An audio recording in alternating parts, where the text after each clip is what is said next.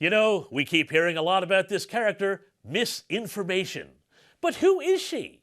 Is misinformation A, a female detective? B, a double agent? C, a TV news host? Or D, someone who is good at playing Democrats at their own game? If you answered D, congratulations, you've just moved on to the next round of this special game show edition of Busting the Narrative.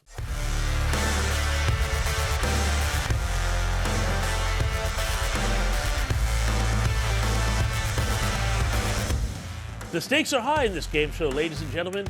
In fact, we are playing for the very future of our planet. And who has been the most enthusiastic fighter for this cause over the years? That's right, it's our friend, misinformation. Or, as she or he is more commonly known, Russian President Vladimir Putin.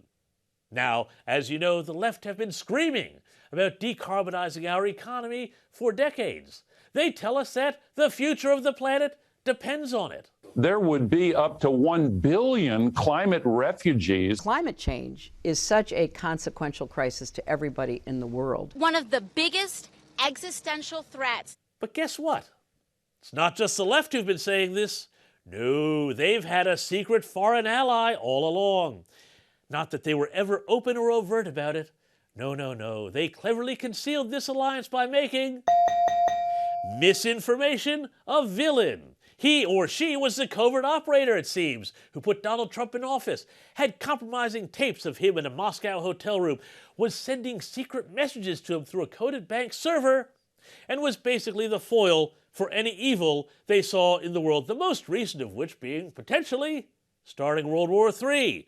But it turns out misinformation has been pushing the green left, decarbonize the West line for years. Why? Well, to make the West more dependent on Russian energy and less able to respond to Russian aggression, which is what we are now seeing play itself out in real time as Moscow's forces grind their way through Ukraine and Western governments scramble to ramp up production, restart nuclear power plants, and basically become less dependent on the Russian bear. Have a look at this story from way back in 2014, and note that it is in the reliably left-wing Guardian newspaper, so this is no right-wing mouthpiece talking here, no sir.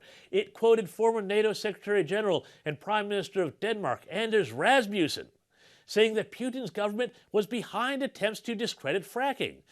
Rasmussen said, quote, "I have met allies who can report that Russia, as part of their sophisticated information and disinformation operations, engaged actively with so-called non-governmental organizations, environmental organizations working against shale gas to maintain European dependence on imported Russian gas."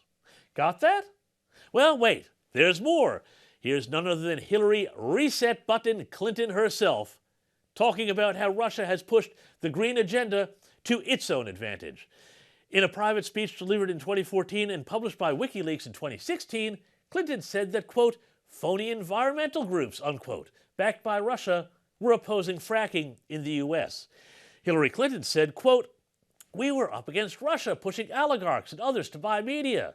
We were even up against phony environmental groups, and I'm a big environmentalist," she said. "But these were funded by the Russians to stand against any effort. Oh, that pipeline, that fracking, that will be a problem for you." And a lot of the money, she said, was supporting that message was coming from Russia. Oh, and how about this? It turns out that one of the more fascinating stories to come out of the attempt to impeach Donald Trump because he was allegedly a patsy of the Russians, talk about real misinformation, was that Russia had, yes, been trying to use propaganda to stop fracking in the U.S. During the impeachment hearings, former National Security Council official and Russia expert Fiona Hill testified that she herself heard Russian President Putin at a 2011 conference describe American fracking as a, quote, "great threat to Russia."